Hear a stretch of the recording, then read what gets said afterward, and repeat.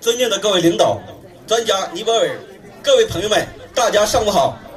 माननीय नेतृत्वगण आदरणीय विज्ञहरू तथा नेपालका सम्पूर्ण मित्रहरू सबैलाई शुभ पर्व।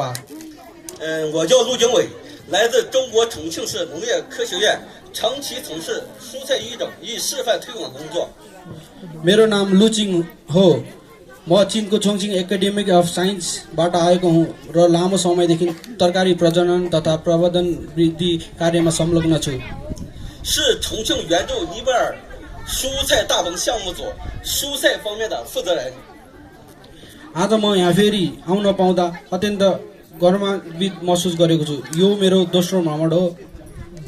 今天受驻尼方中国发展基金会邀请，我非常荣幸再次来到这里，这已经是我第3次来到这里。可以说我早已把这里当为第2故乡。我热爱这片土地，更热爱淳朴热情的尼泊尔朋友们。 र मैले यस स्थानलाई पहिले नै आफ्नो दोस्रो घरको रूपमा मानेको छु र म यस भूमिमा माया गर्छु। अझै बढी यहाँ सरल आत्मीयता र उत्साही नेपाली मित्रहरूलाई माया गर्छु। 非常荣幸出席本次重庆蔬菜培训中心开工建设及农民培训项目启动仪式。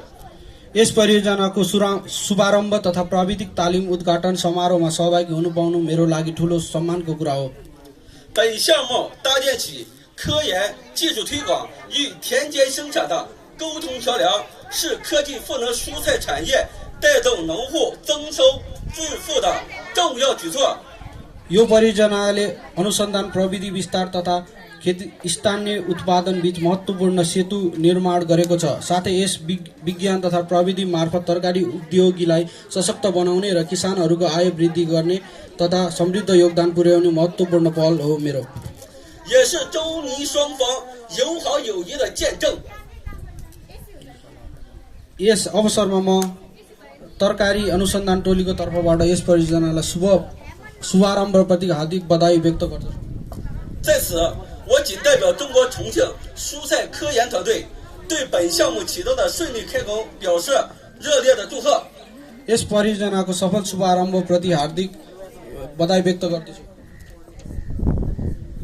结合多次实地调研，我们发现本地蔬菜产业仍存在一些发展瓶颈问题，如蔬菜品种单一、品种丰富度不够、栽培管理方式粗放。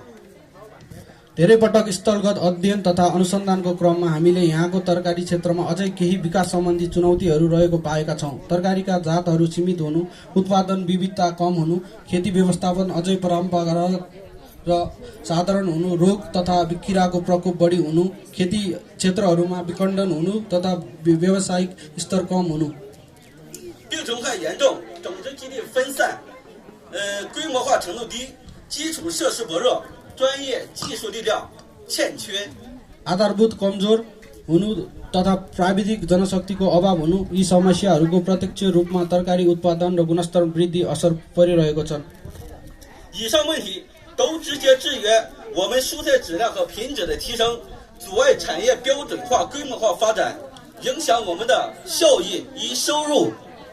यी समस्याहरूले प्रत्येक रूपमा तरकारीहरूको उत्पादन वृद्धिमा असर परिरहेको छन् र उद्योगको मापदण्ड तथा व्यवस्थित विकासमा अवरोध सिर्जना गरिरहेको छ।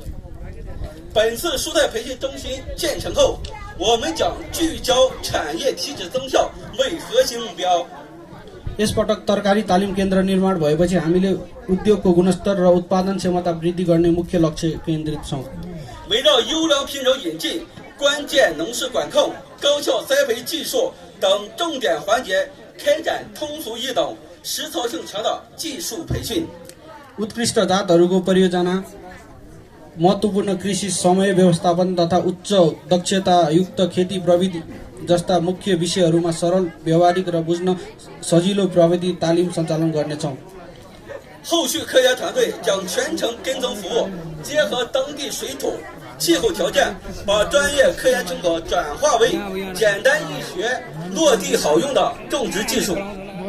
आगामी दिनहरूमा अनुसन्धान टोलीले निरन्तर प्राविधिक सहयोग प्रदान गर्नेछ। यस माटो, पानी तथा हावापानी अनुसार वैज्ञानिक अनुसन्धान का उपलब्धिहरूलाई सजिलै र व्यावहारिक खेती प्रबन्धनमा रूपान्तरण गर्नेछौँ।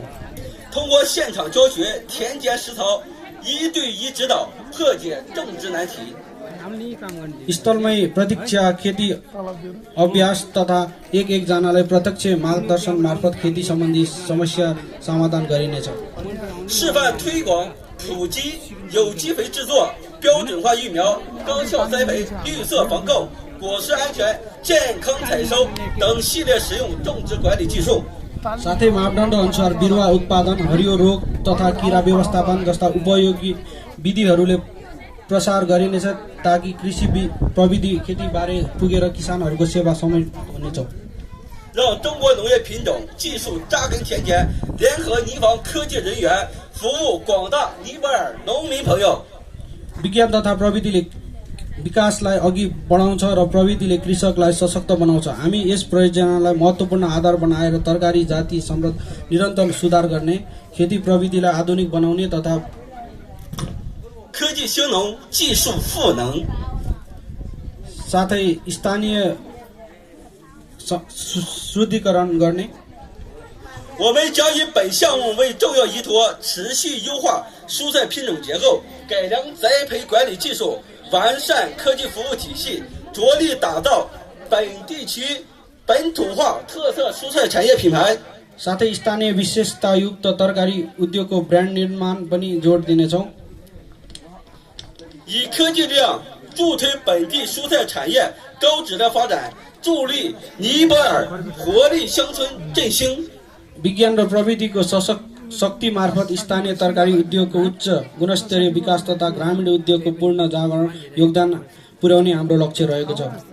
最后，祝本项目建设圆满竣工，本次培训活动顺利开展，祝中尼友谊长存。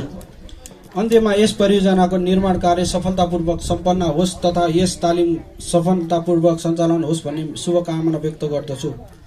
愿各位领导、各位朋友身体健康，农事顺遂，丰产丰收。谢谢大家。